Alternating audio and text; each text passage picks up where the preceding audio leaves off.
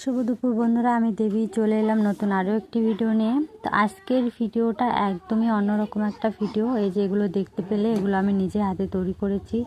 এগুলোকে তোমরা কে কী নামে চিনো? আমরা তো খুরমা বলে জানি। তো জানি না, এক একজনের ওখানে এক এক রকম নাম, এক একজন এক এক নামে চেনে। এর জন্য আমি প্রথমেই দেখো ময়দা নিয়ে নিয়েছি, আর ময়দাটাকে ভালো করে মেখে নিয়েছি। মাখার সময় আমি দিয়ে দিয়েছিলাম হালকা একটু লবণ আর একটু সাদা তেল। এরপরে কিন্তু আমি দেখো এটাকে একটু বেলে নিয়েছি। বেলে নিয়ে দুই সাইডে একটু করে কেটে নিলাম। চাকু হলে ভালো হয়, কিন্তু আমি এখানে চামচ দিয়ে করছি, আমার কাছে চাকু নেই তাই। তো সুন্দর করে একটা সাইজ করে কেটে নেবে। আমি এইভাবে কেটে নিলাম, চামচ দিয়ে বেশি ভালো হয় না, যতটা পেরেছি করেছি।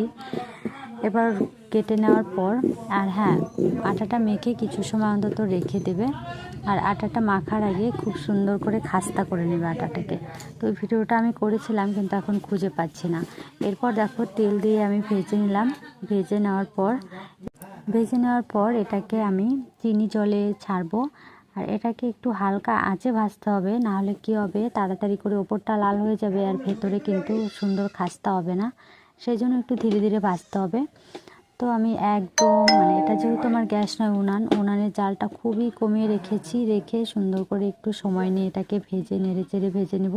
তোমরা যদি কেউ বাড়িতে বানাতে চাও, যদি তোমাদের এটা দেখে বানাতে অসুবিধা হয়, তাহলে কিন্তু কমেন্ট করে জানাতে পারো। তোমাদের কমেন্ট থাকলে বেশি বেশি আসলে অবশ্যই আমি এটা আবার বানিয়ে তোমাদের সঙ্গে শেয়ার করব।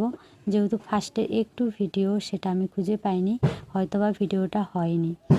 সবগুলো আমি সুন্দর করে ভেজে নিয়েছি। এবারে আমি এগুলোকে চিনি রসে ছাড়বো। সেই জন্য দেখো 2 চামচ চিনি নিয়েছি, তার সঙ্গে 1 চামচ জল।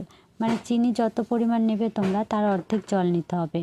জল নিয়ে একটু জাল করে, যে এরকম দেখবে, নেড়ে নেড়ে দেখবে একটা সাইড দিয়ে একটু চিনি উঠে যাচ্ছে। যখন এরকম একটা পরিস্থিতি চলে আসবে, তখনই কিন্তু দিয়ে দিতে হবে। তোমরা রসটা দেখে বুঝতেই পারছো কতটা ঘন হয়েছে। একটা সাইড দিয়ে যখন শুকিয়ে যাচ্ছে, চিনি মতো হয়ে যাচ্ছে। এরপর আমি দিয়ে দিলাম এই যে এই তেলে ভেজে রাখা খুরমাগুলো।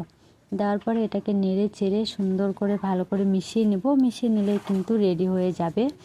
আর সত্যি বলতে খেতেও কিন্তু ভীষণ সুন্দর হয়েছিল। একদম মনে হচ্ছিল না এটা আমি বাড়িতে করেছি। যারা এসেছিলো, 2-1 জন আমাদের বাড়িতে, আমার মামাতো বোন আরও অনেকে এসেছিলো, ওরা যখন খেয়েছে ওরা বিশ্বাসই করছিল না যে এটা আমি হাতে করেছি। বলছে যে হ্যাঁ, হাত থেকে নিয়ে এসে এখন মিথ্যে বলছিস। তো সত্যি বলছি, খুব সুন্দর হয় খেতে। তোমরা কিন্তু বাড়িতে বানিয়ে এইভাবে খেতে পারো, তাহলে এর মধ্যে কোনো ভেজাল থাকবে না। পুরো ভিডিওটা দেখার জন্য অনেক অনেক ধন্যবাদ। সবাই সুস্থ থেকো, ভালো